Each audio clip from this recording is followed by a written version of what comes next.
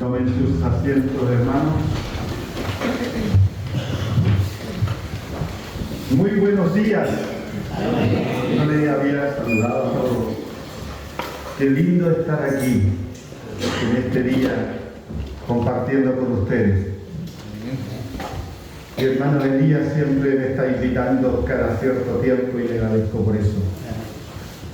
Esta vez para compartir su palabra en esta segunda carta de Timoteo, en el capítulo que recién leímos,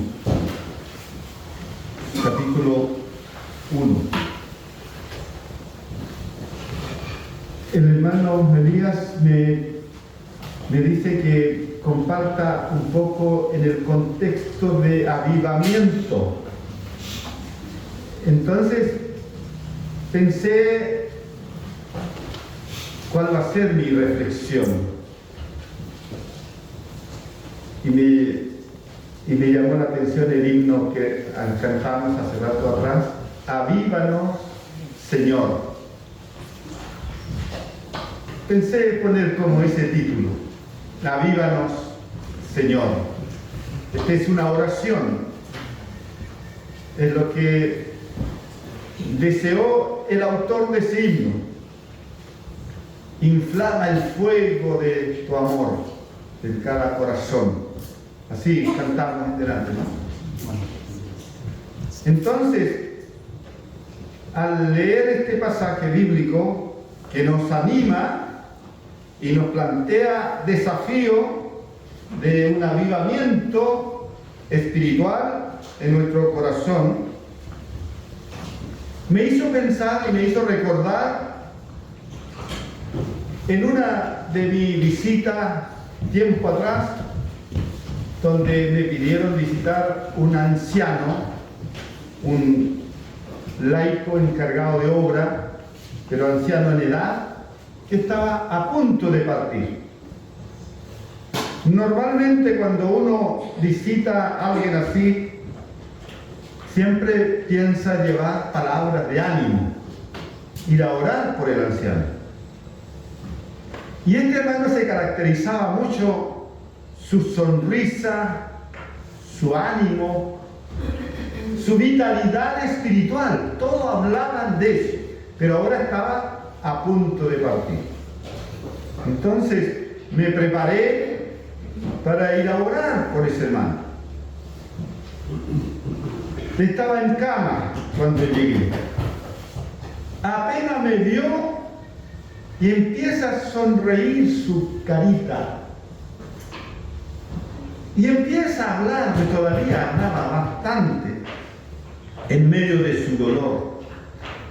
Casi no me daba oportunidad de orar por él, tanto que me conversaba de las cosas del Señor. Y obviamente logré de orar un rato, pero seguí hablando después. Lo que más me dejó marcado, todo el tiempo me acordé de eso, lo que más él deseaba, me dijo: Avelino, tú sigas predicando, tú debes predicar, debes ir a todas partes. A esa altura, que algún hermano te diga así, es como un orden de Dios. Nunca me olvidé de eso. Ese tipo de aliento de un hermano nos hace falta. Un hermano con su avivamiento espiritual hasta el último momento, consciente y convencido que irá a la presencia del Señor. Amén. ¿Por qué hice recordar esto? Porque ese es un poco el contexto de esta carta, de la segunda carta. El apóstol Pablo estaba a punto de partir al Señor y le escribe a Timoteo. Y en esta carta, no solamente este pasaje, me recurro a esta carta en su capítulo 4, versículos 6 el apóstol Pablo está diciendo: yo estoy a punto de ser sacrificado y el tiempo de mi partida está cercano. He peleado la buena batalla, he acabado la carrera, he guardado la fe. Por lo demás, me está reservada la corona de justicia, que en aquel día me dará el Señor, el juez justo. Y no solo a mí, sino también a todos los que aman su venida. Así le escribe a Timoteo. Y nosotros repetimos en este tiempo, estas mismas palabras del apóstol Pablo: he acabado mi carrera, ya estoy a punto. Es como recordarme ese momento que el hermano me decía: y tú sigas predicando. Qué tremendo desafío, ¿no? Esta es una secuencia de vida. Nadie sabe cuánto tiempo le queda, pero sí hay un desafío para los que siguen, generaciones. Algunos pareciera que por su año de vida están más cerca de ese tiempo que va a estar con el Señor, pero sigue la generación. Me da mucha alegría ver que aquí hay bastantes jóvenes. Bueno, uno de ellos está en el IBR. Es como recibir ese mensaje: bueno, tú siga predicando. Pablo tenía esta relación cercana con Timoteo. Por un lado, porque en su predicación, en su visita misionera, Timoteo se encontró con el Señor y acompañó a Pablo. Por lo tanto, aprendió mucho de él. Era como su maestro para todo desafío espiritual o desafío del evangelismo, de misiones. Timoteo aprendió mucho de su maestro Pablo, el apóstol Pablo, hasta el punto de que el apóstol Pablo lo considera como su hijo espiritual. De hecho, esta carta empieza así, en el versículo 2: a Timoteo, a mi amado hijo. Como ese hijo espiritual, es como que lo tiene dentro de su corazón. Pero Timoteo tenía también otra ventaja por la cual desarrolló su vida espiritual. Timoteo nace o crece en medio de una familia de fe. Tenía una abuelita que era cristiana, infundó en su vida espiritual, y su mamá, Eunice, también una mujer cristiana que influyó en la vida espiritual de Timoteo. Hermanos y hermanas, jóvenes, alguien hoy día podría levantar su mano diciendo que yo nací de una familia cristiana, junto conmigo. ¿Alguien más? Hay varios. Qué bueno, qué lindo. Qué lindo tener una familia cristiana, un hogar. Yo me acuerdo en mi casa, mis padres cantaban himnos, coritos de la iglesia, y así desarrolló mi fe. Y qué lindo nacer dentro de una familia cristiana, que influye esa fe, eso de convencimiento. ¿Por qué soy creyente? Aun cuando pasaran dificultades o variedad de circunstancias, esa fe queda por dentro y se va desarrollando a medida que tu familia también te va influyendo. Ahora, padres, seguro que tienen hijitos. Qué importante es sembrarle esta semilla o dejarle esta herencia espiritual. Qué importante, padre, mamá. Mire que Timoteo, un hombre que recordamos hasta el día de hoy y queda escrito en la Biblia, alimentó su fe por su mamá, por su abuelita. Qué lindo es, ¿no? Cuánto nos gustaría ver esa cadena de formación cristiana. A veces dependemos de que lo dé la iglesia solamente u otros medios, pero qué lindo es en un hogar que se cante, que se ore, que lean la Biblia, que papá y mamá pudieran invitar a sus hijitos a que lean la Biblia. Tal vez en mi tiempo fue distinto y podría ser que sea algo más ventajoso porque no estaban los celulares, no estaba ninguna otra cosa que interrumpía y por ende entonces papá nos invitaba a cantar a la orilla del fuego, en la cocina. Difícil ahora, ¿no? Hasta para almorzar los hijos están con los celulares y no hay cómo sacársela. Pero si los padres tuvieran un principio, algo que le interesa que sus hijos crezcan en la fe, podría haber forma, algún momento. Hermanos queridos, estamos en otro tiempo, pero el mensaje de la palabra es el mismo, el desafío es el mismo. En medio de tiempos difíciles, busquemos la manera de entregarle el Evangelio a los hijos. Busquemos la manera.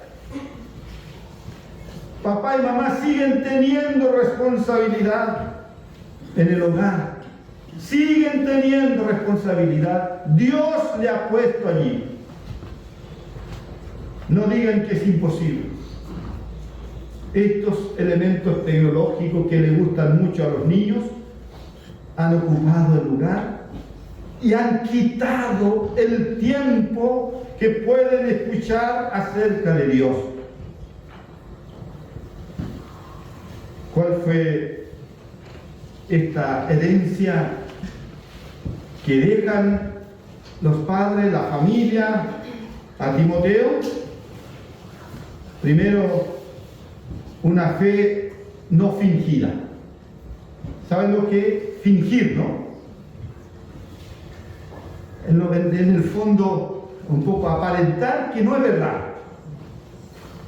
Pero Pablo habla de esta fe no fingida. Dice en su versículo 5, pues me viene a la memoria la fe no fingida o la fe sincera que hay en ti, la cual habitó primero en tu abuela Loida y en tu madre Eunice. Había una fe auténtica. Esa fe que se construye leyendo palabra de Dios. Esa fe que se construye enseñándole a orar a sus niñitos, a sus hijos. Esta fe no fingida es una convicción de realidad que toca el corazón. Es el fundamento de la vida cristiana. De ahí tenemos la base cristiana. No hay otra fórmula escondida, está a la vista, solo que nos cuesta hacerlo en una familia cristiana. Estamos atrapados por lo que el mundo nos ofrece, por los medios que están en nuestros hogares, que son lindas herramientas, pero no lo hemos podido usar bien. La televisión es buena si lo usamos bien. La radio es buena si lo usamos bien. Los celulares son buenos si lo usamos bien. Pero además trae muchos otros elementos que nos distrae y estorba en la familia cristiana. No es que sea malo. Un tiempo atrás, me acuerdo, alguna predicación dijo: voten la tele, quémenlo. Y algunos cristianos lo hicieron. Pero me di cuenta que no duró mucho tiempo. Y luego volvieron a comprar otro mejor. ¿Se dan cuenta cómo distorsionamos muchas veces los materiales buenos? Se usan para malo después. Hermanos, matrimonios y los que van a hacer matrimonio, sepan bien todas las cosas que nos dan, hay que saberlo usar bien. Pero por sobre todo, alimentemos la fe de la familia. Cuando Dios nos puso en la responsabilidad en el hogar, papá y mamá, luego llegan los hijos, ¿cómo van a cuidarlos? Ustedes saben bien este dicho: cuando se le deja una herencia a un hijo, ya, la mejor herencia que voy a dejar a mis hijos, y ahí pone lo que piensa que es lo mejor. Pero en la vida cristiana, la mejor herencia que le puede dejar a sus hijos es que la haya formado en la vida cristiana. Conste que en la iglesia vamos una vez a la semana con los niños, pero en la casa lo tenemos todo el tiempo. ¿Cuánto aprenden durante la semana? Tenemos esa responsabilidad de instruirle, de influir con esa fe no fingida, la fe que se alimenta con la escritura, con la palabra, una lectura corta, un versículo. Ahora los niños pueden memorizar. Ese otro elemento que ha ido perdiendo, memorizar. En mi tiempo en los colegios se les obligaba a los niños memorizar, hasta recitar una poesía de memoria. Hoy día se perdió eso. Pero no podemos darlos por vencidos. Hagan que sus niños aprendan un versículo de memoria. Eso le alimentará en su fe. Así desarrollará su vida cristiana. Hagan que memorice un versículo corto, un salmo, alguna otra parte de la lectura bíblica. Eso le seguirá hablando todo el tiempo. Los niños son más fáciles que memoricen. En segundo lugar, Timoteo se le anima a tener una fe que se cultiva. En el versículo 6, el apóstol Pablo dice: te aconsejo que avives el fuego del don de Dios, que por la imposición de mis manos están en ti. Sí, que avives. Es como la idea de cultivarla. Preocúpate, ¿cómo va a avivar tu fe?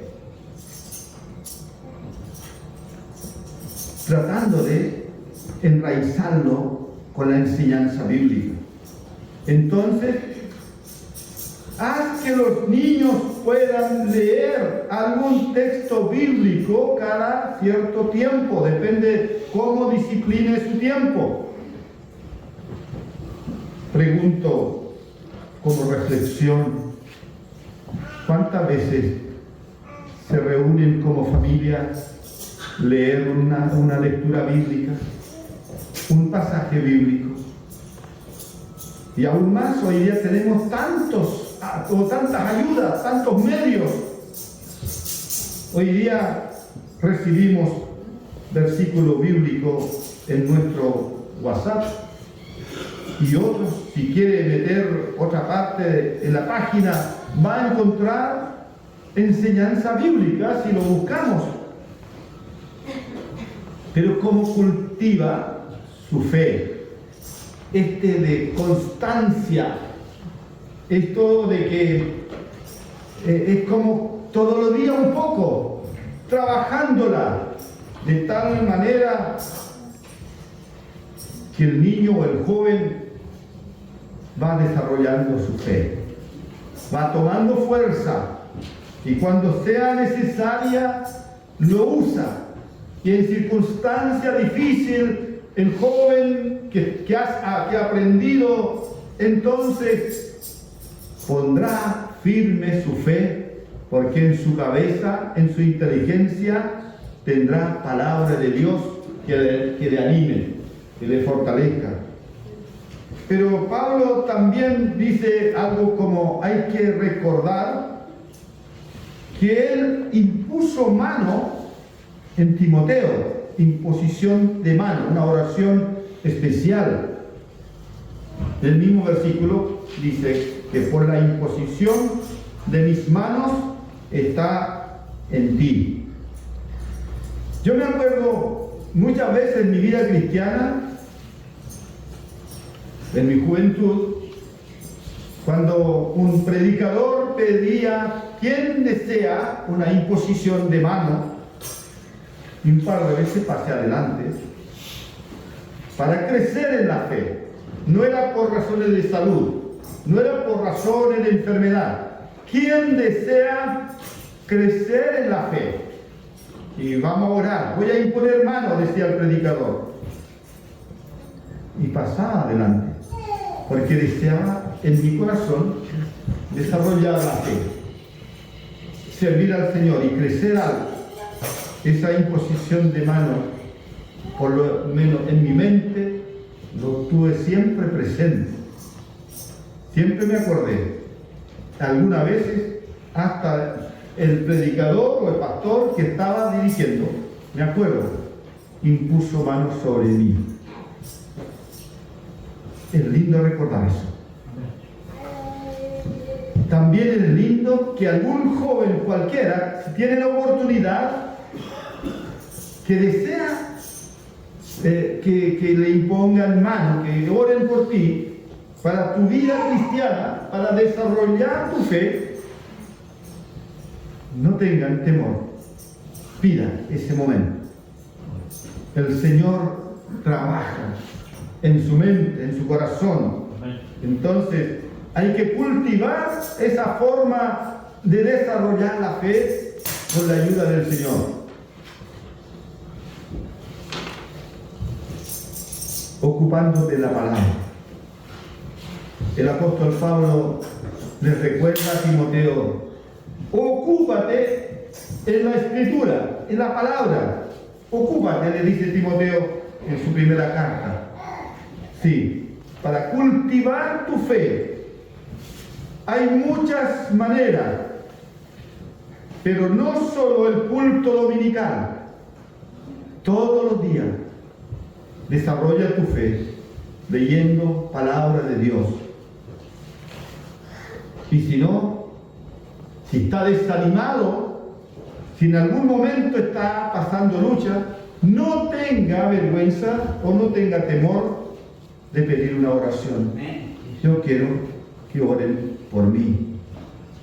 Una fe que se cultiva. Y en tercer lugar, una fe que motiva a la valentía. Muchos podemos tener fe y ser cristianos, pero llega el momento, ¿cómo esto se demuestra con valentía? Si a alguien le dijeran, esta semana vamos a salir a visitar Todos aquellos que no han venido a la iglesia, tenemos mucho que visitar. Si le hicieran aquí, ¿cuántos estarían valientes para salir? ¿Cuántos estarían? En una oportunidad, hablando del avivamiento de la iglesia, los hermanos en la iglesia cantaban fervoroso, todos levantaban la mano. Entonces se me ocurrió desafiarlos. Tal domingo, hermano, vamos a salir aquí en la calle. Estaba pastoreando en Temuco. Yo mismo nunca ha sido mi forma de evangelizar, pero un poco para sacar eso de adentro que está escondido, medio vergonzoso, medio limitado, es como para hacer circular la sangre, dice otro. Desafíalo, hermano. ¿Cuántos ustedes estarían dispuestos que salgamos a cantar en la calle? Llevemos folletos para entregar. Todos levantaron la mano. Entonces, próximo domingo, venga, hermano, aquí vamos a encontrarnos y armamos todo eso. De todos que levantaron la mano, a lo menos un 50% más o menos llegó. Y salimos. Yo no soy de ese estilo, ustedes podrán imaginarse. Yo no soy de ese estilo, salir a la calle. Era un poco como desatar esto, miedo, temor que hay por dentro, por causa del Evangelio, por causa del Señor. Algo tenemos que hacer. Es muy lindo ser cristiano dentro de la iglesia, dentro de cuatro paredes. Pero otra cosa, salir afuera a desafiarse. Bueno, fue buena la experiencia. Le entregué todo, instrucciones a los hermanos con folletos. Ya cuando termine de cantar, unos que otros por ahí tienen que salir. Ya. Pero a lo menos me acuerdo, una persona, un vecino llegó con esa forma de evangelizar. Algo llegó. Pero para el Señor es valioso. Por eso, ¿cuántos de nosotros estaríamos valientes para salir? Si le piden aquí, hermanos, esta semana vamos a salir a visitar casa por casa, ¿cuántos saldrían? Bueno, no quiero ponerle la piel, pero es momento para evaluar nuestra valentía en el Señor. Porque en la iglesia es súper fácil de cantar, victoria y de todo otro tipo de alabanza. Distinto es donde salimos fuera. Y el apóstol Timoteo tenía dos razones por qué no debía avergonzarse. En primer lugar, su propio maestro, el apóstol Pablo, dice: porque el Evangelio es poder de Dios. Así lo dijo en Romanos, capítulo 1. Su propio maestro, el apóstol Pablo, con quien aprendió, él pudo desafiar al mundo entero diciendo: el Evangelio es poder de Dios. Si eso es nuestra convicción, entonces deberíamos estar listos y deberíamos estar dispuestos. Cualquier circunstancia, cualquier momento, si aquí el encargado de obra o otros hermanos le anima a salir, debería estar dispuesto. O a lo menos buscar estrategia cuando yo puedo salir, hacer algo y hablar del Señor. Porque el Evangelio es poder de Dios. La segunda razón que tenía Timoteo: su propio maestro había pasado experiencia de misionero, de misión, saliendo de un lugar a otro, recorriendo tantos lugares, pasando peligros. Pablo había pasado eso y Timoteo sabía de lo que su maestro pasó. Por lo tanto, no tiene razón de avergonzarse del Evangelio. En el Evangelio no podemos avergonzarnos. Es el mejor ministerio que podemos tener en nuestra vida y podemos desafiarnos nosotros mismos. Hablar del Señor, sabiendo que Dios estará allí, el Espíritu Santo estará allí para ayudarnos y saber de qué vamos a hablar. Para resumir un poco, ¿qué es lo que nos desafía este pasaje bíblico o este pasaje que hemos leído? Hermanos queridos, tal como en el tiempo de Timoteo, nuestro tiempo aquí, la iglesia está amenazada de falsos maestros. Ese era también el contexto de lo que comenta este libro. La iglesia siempre está amenazada de falsos maestros o creyentes que distorsionan el evangelio o creyentes orgullosos que quieren salir de su propio entendimiento. Ese fue el contexto de que Pablo está animando a Timoteo. Hoy día, nuestra iglesia, o nosotros que somos de la iglesia, también somos desafiados por los falsos maestros, los que distorsionan la enseñanza. Quieren sacar de una congregación para llevarlo a otra parte. Lo que sí es más preocupante. ¿Dónde vienen estos falsos maestros? ¿De dónde aparecen? En primer lugar, no vienen del mundo pagano. Nacen dentro de la iglesia. Eso es lo más preocupante y lo más triste. Nacen dentro de la iglesia, son creyentes, pero empiezan a distorsionar el evangelio, engañan a sus propios hermanos o a veces confunden a sus propios hermanos. En lugar de ayudarle a crecer en lo espiritual, empieza a criticar, empieza a bajarle el nivel y empieza a sacarlo de la iglesia. Cada vez que usted escuche a alguien que tu iglesia está mal, que tú estás mal en esta iglesia, venga para otro lado, sepan que es un falso cristiano que lo está sacando de ahí. Si todas las iglesias tienen, por supuesto, alguna debilidad, pero Dios nos ha puesto aquí. Dios te trajo aquí. Dios te desarrolló tu vida espiritual aquí.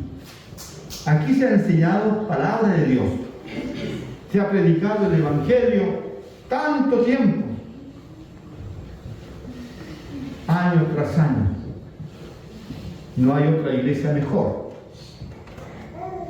Algún falso cristiano, porque es falso, porque distorsiona el Evangelio, empieza a criticar una iglesia o empieza a criticar a un predicador y trata de tirarlo para el otro lado. Vamos al otro lado porque en esta iglesia no es bueno.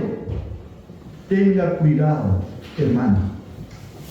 Tenga cuidado y dé gracias al Señor que Dios te puso en esta iglesia. Por cualquier debilidad que tenga una iglesia, pero Dios te puso aquí. Aquí se ha predicado el Evangelio. Usted lo ha recibido.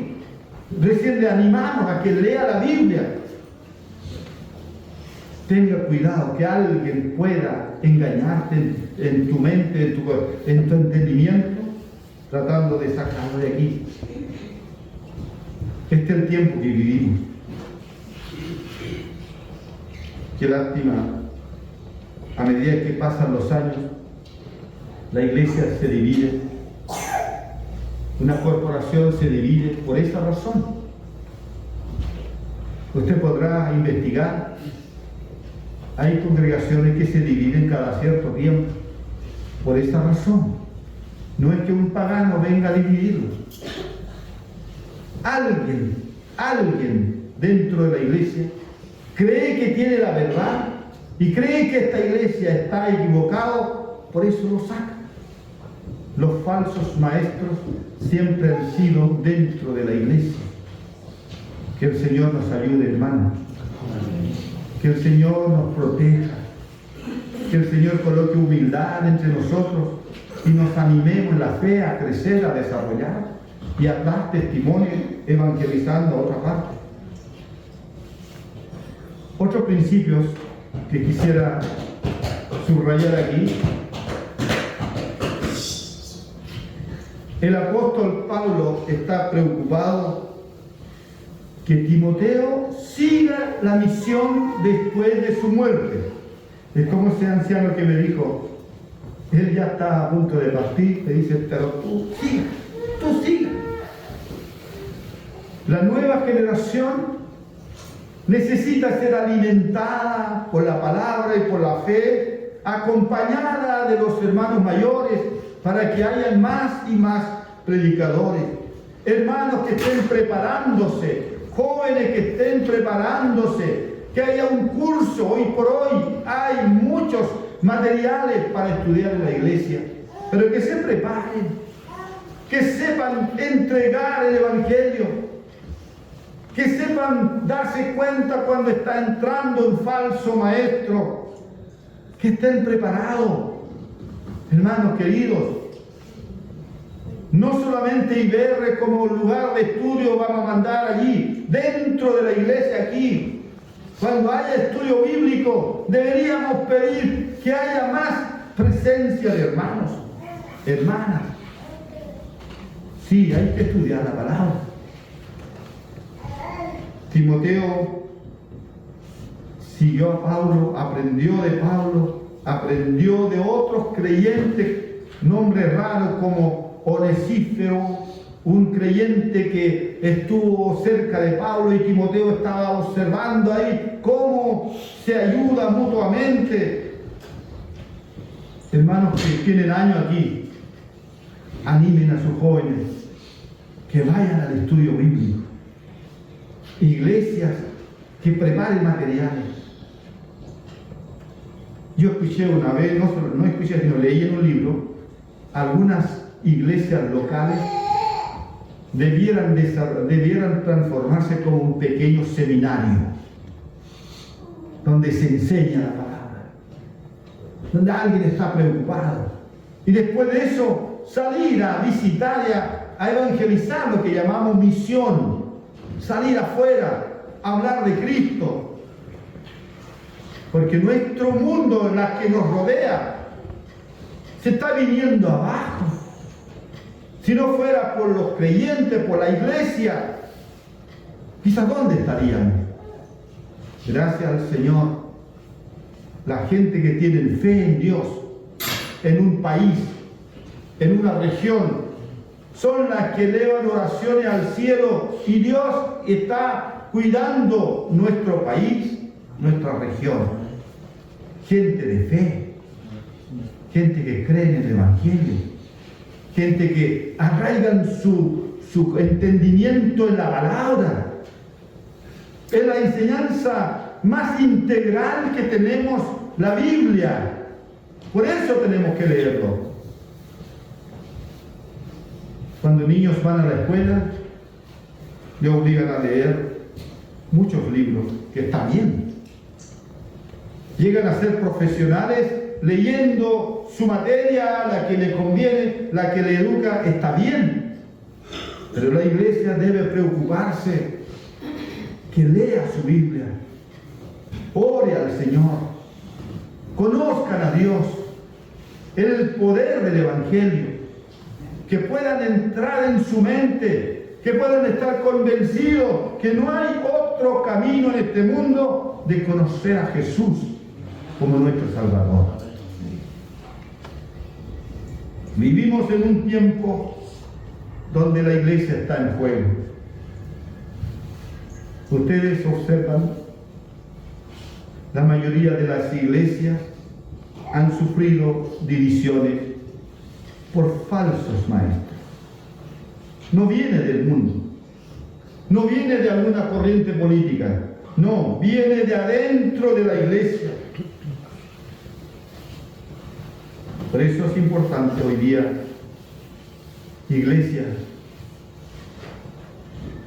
la Iglesia Redentor de Maquehue, no solo conocido por su nombre, sino por la fe que tienen ustedes aquí. Avive esa fe, es el don de Dios. ¿Cómo lo van a hacer?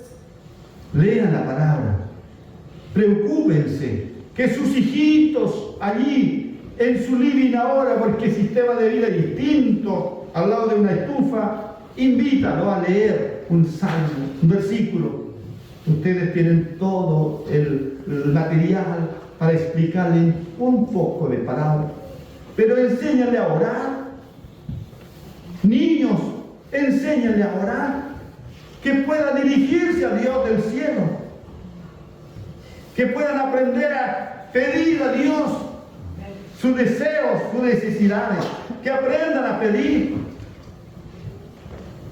Porque Dios nos invita a pedir y se os dará. ¿Lo creen, verdad? El Señor nos invita a eso. Pedir y se os dará. No te avergüences de hablar de Jesús. No te avergüences de presentarte. Yo soy cristiano. Siempre tener una estrategia. Si te encuentras con alguien, hablarle algo de Dios. Algo de Dios. Si es posible, invitarlo a tu culto. Te invito este domingo. Si no tienes cómo ir, te vas a buscar. Busquemos estrategia que el Evangelio se difunda en todas partes. Solo como una pregunta de reflexión para terminar. ¿Estoy preparado para enfrentar este tiempo difícil? Los tiempos que vivimos. ¿Estoy preparado? ¿Me daría cuenta si alguien entra con enseñanza falsa, con doctrina falsa? ¿Qué clase de formación estoy entregando a mis hijos y a los niños que vienen? ¿Qué le estoy haciendo para que ellos, si tuviera que darle una buena herencia, qué le estoy entregando hoy día? ¿Están aprendiendo de Dios? ¿Están aprendiendo de mí, papá, mamá? Como cantábamos en delante, avívanos, Señor. Ese es el tema a que debemos preocuparnos. Avívanos, Señor. Oremos, hermanos. Padre Celestial, te damos gracias, oh Señor, que tu Evangelio no ha cambiado, tu enseñanza no ha cambiado. Señor, te ruego que avives ese don espiritual en la vida de mis hermanos, la vida de cada uno de nosotros, Señor. Aviva ese don, Padre Celestial, que podamos cada día crecer en la fe, desarrollar esta fe con la enseñanza de tu palabra. Bendice mis hermanos aquí reunidos, los que han venido hoy día puedan volver animados y desafiados a su casa, especialmente, Señor, preocupándose de sus hijos, de los niños que vienen detrás de nosotros, preocupándose que lleven el Evangelio en su vida. Enséñanos cada día, Padre. Te ruego esto en el nombre de Jesucristo, nuestro Señor. Amén.